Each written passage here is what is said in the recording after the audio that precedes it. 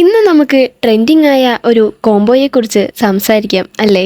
ഇറാനി ചായ and bun Musca. ഇറാനിൽ നിന്നെത്തിയ പേർഷ്യൻ കുടിയേറ്റക്കാരനാണ് ഇന്ത്യയിൽ ആദ്യമായി ഇറാനി കഫേ ആരംഭിച്ചത്. അവിടെ നിന്നാണ് കട്ടിയുള്ള പാലും സ്ലോ ബോയിൽഡ് ടീ ഡൊക്കേഷനും ചേർത്ത് ഉണ്ടാക്കുന്ന മനോഹരമായ ഇറാനി ചായ ഉണ്ടായത്. ഇറാനി ചായയുടെ സീക്രട്ട് എന്താണെന്ന് നിങ്ങൾക്കറിയോ? ചായ പാകം ചെയ്യുമ്പോൾ പാൽ പ്രത്യേകം ലോ ഫ്ലെയിമിലിട്ടാണ് കുക്ക് ചെയ്യുന്നത്. അതിനാലാണ് അതിൻ്റെ റിച്ച്നെസ്, സ്വീറ്റ്നെസ്, ഈ ടെക്സ്ചർ എല്ലാം നമുക്ക് ഈസിയായി മറ്റൊരിടത്തും കിട്ടാത്തത്. ഇതോടൊപ്പം കിട്ടുന്നത് ബൺ മസ്ക, ഒരു സിമ്പിൾ ബൺ ഹാഫായി കട്ട് ചെയ്ത് ഇടയ്ക്ക് വെണ്ണ പാടെ പുരട്ടിയത്. ചായയിൽ മുക്കി കഴിച്ചാൽ കിടിലൻ തന്നെ.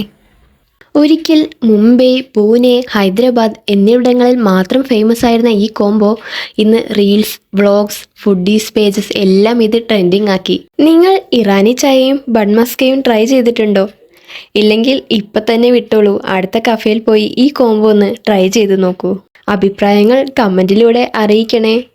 ഇതുപോലുള്ള കൂടുതൽ വീഡിയോകൾക്കായി ചാനൽ സബ്സ്ക്രൈബ് ചെയ്യൂ.